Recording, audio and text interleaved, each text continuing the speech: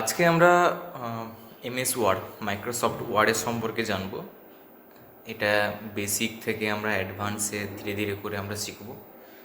তো আমরা যখন ডেস্কটপে থাকাকালীন আমাদের এখানে কর্নারে দেখব স্টার্ট বাটন আছে।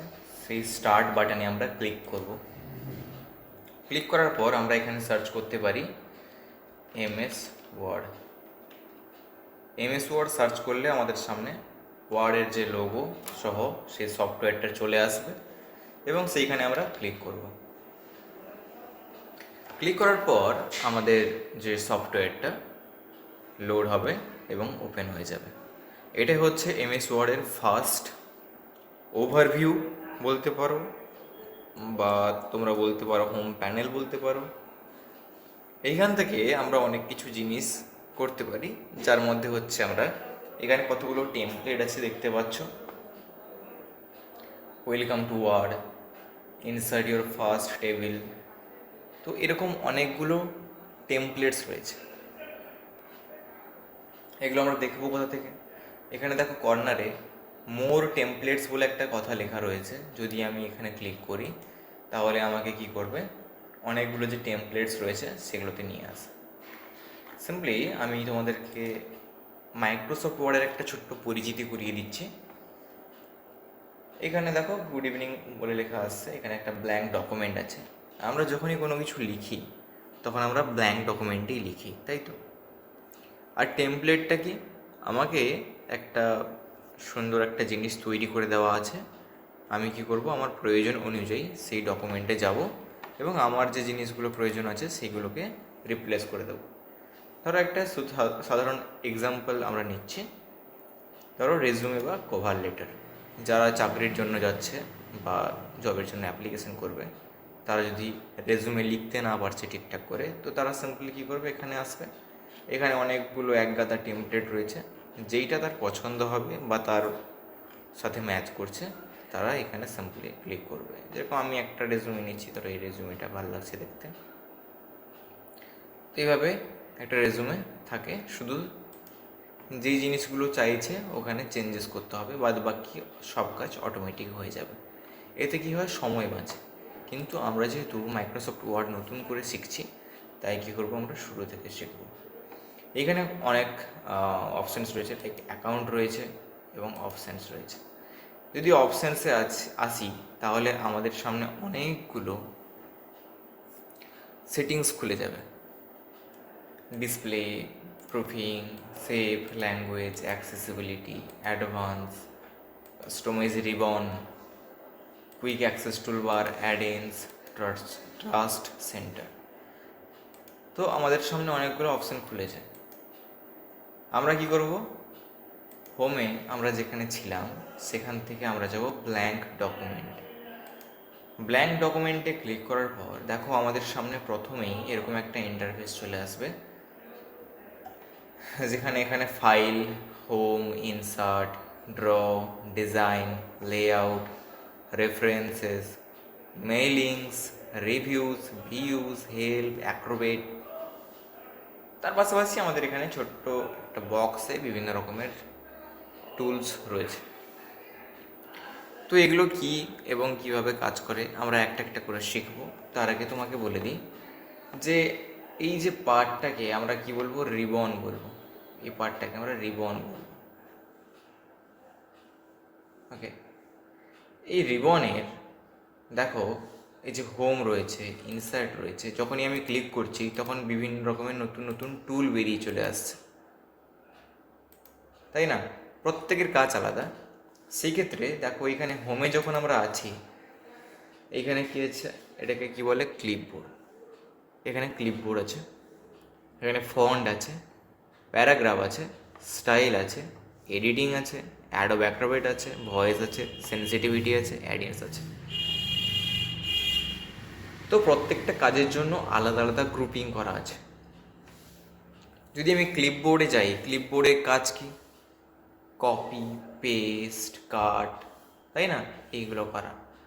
তাই এই ক্লিপবোর্ড একটা গ্রুপের মধ্যে এগুলোকে ঢুকিয়ে দেওয়া হয়েছে, যাতে আমরা ক্লিপবোর্ডে এলে সহজেই জিনিসগুলোকে খুঁজে পাই। সেরকমই যদি আমরা ফন্টে আসি, ফন্টেও আমরা দেখতে পাবো, এখানে দেখো ফন্ট, বিভিন্ন ধরনের ফন্ট আছে। যদি আমি ক্লিক করি দেখো অনেক রকমের ফন্ট আছে। এখান থেকে আমরা ফন্টের সাইজ বাড়াতে পারবো, কমাতে পারবো। এখানে ফন্টের সাইজ ইনক্রিজ করতে পারবো, কমাতেও পারবো। Bold, italic, underline, strikethrough, subscript, superscript, আরও অনেক রকমের টুল আছে। তো প্রত্যেকটা গ্রুপের আন্ডারে অনেকগুলো টুল রয়েছে, যেগুলো ব্যবহার করে আমি একটা ডকুমেন্ট তৈরি করতে পারি, একটা বই লিখতে পারি নিজের পছন্দের মতন, কোনো সেলস, আমি কোনো বিল দিতে পারি আমার কাস্টমারকে। অনেক রকমের জিনিস আমরা এখান থেকে করতে পারি। রেজুমে বিল্ড করতে পারি, বিজনেস কার্ড তৈরি করতে পারি। আমাদের কাছে ওয়ার্ড দিয়ে সব কিছু করার ক্ষমতা থাকে। তো এই জিনিসটা কীভাবে কাজ হয় আমরা দেখব। আমি একটা র্যান্ডম টেক্সট নিচ্ছি। র্যান্ডম টেক্সট নেওয়ার জন্য কি করব, আমি এই ওয়ার্কবুকে আছি, equal RAND, bracket open, bracket close, enter press করব। আমার সামনে একটা ডামি টেক্সট চলে এসছে। এই যে টেক্সট এসছে, এটাকে আমরা অনেকভাবে ফরম্যাটিং করতে পারি। সিম্পলি আমরা শুরু করব ফন্ট থেকে। যদি আমরা এই যে একটা ফার্স্ট সেন্টেন্স আছে, এটাকে আমি এন্টার করে দিচ্ছি। এই ফার্স্ট সেন্টেন্সটাকে আমি যদি চাই আমার যেই ফন্ট আছে আমি ওটাকে চেঞ্জ করব, তাহলে দেখো আমি যেই ফন্টে আমার কার্সার নিয়ে যাচ্ছি সেই ফন্টের আদলে টেক্সটটি পরিণত হচ্ছে। ধরো আমি এই ফন্টটাকে রাখতে চাইছি, তো আমার এই যে টেক্সটের স্ট্রাকচার চেঞ্জ হয়ে গেছে খুব সহজে। আবার ধরো আমি এই যে টেক্সট বা এই যে সেন্টেন্সটা রয়েছে তার সাইজ আমি বড় ছোট করব, তার জন্য আসবো কোথায়, ফন্ট সাইজ। আমি এখানে ম্যানুয়ালি নাম্বার টাইপ করতে পারি, অথবা আমি এখানে ড্রপ ডাউনে ক্লিক করে আমার পছন্দের মতন সাইজ আমি চুজ করে নিতে পারি। যেখানে আমি মাউস নিয়ে যাচ্ছি দেখো সেরকম সেই মাপ অনুযায়ী আমার টেক্সট বা সেন্টেন্সটি বড় হচ্ছে, ছোট হচ্ছে। অথবা এইখানে দেখো ইনক্রিজ টেক্সট বা ইনক্রিজ ফন্ট সাইজ যেখানে আছে, আমি যদি এইখানে ক্লিক করি তাহলে কি হবে, আমার ফন্ট বড় হচ্ছে। ডিক্রিজ ফন্ট সাইজ যদি আমি ক্লিক করি তাহলে আমার ফন্ট ছোট হচ্ছে। হঠাৎ মনে হলো আমার এই যে ফন্ট, আমার যে এই যে সেন্টেন্সটা রয়েছে, এই সেন্টেন্সের প্রত্যেকটা ওয়ার্ডের যে অক্ষরগুলো রয়েছে সেগুলো ক্যাপিটাল হয়ে যাবে। তার জন্য কি করব, আমি এখানে আমাদের একটা অপশান আছে চেঞ্জ কেস বলে, এইখানে ক্লিক করব। তারপর আমরা এখানে দেখতে পাবো ক্যাপিটালাইজ ইচ ওয়ার্ড লেখা আছে।